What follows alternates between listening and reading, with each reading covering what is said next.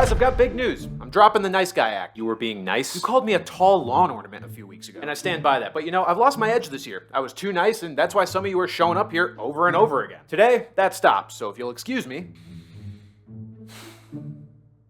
Did he actually do anything? I don't know. This is the playoffs. Fantasy managers have worked too hard all year for you to shoot them in the kneecaps right at the finish line. You guys might as well have jerked off at a funeral because you all busted at the worst time possible. Justin Herbert, congrats. You're the first recipient of this year's bust boot. This year's what? If you bust twice in the playoffs, you get smacked with a boot. I don't make the rules. Yes, you do. You're right, and I really enjoyed smacking the shit out of you. You know, Justin, I'm starting to think you are a social media quarterback. In fact, you're just like Twitter. People used to really like you, but now you're falling apart faster than Tom Brady's marriage. Hey! And you guys wear the same shade of blue.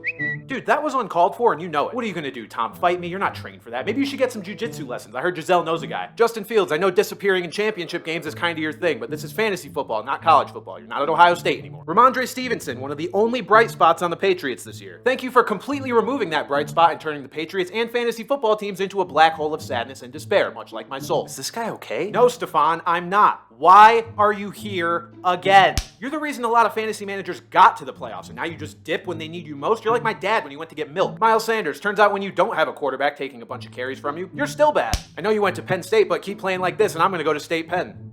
You know, State Penitentiary.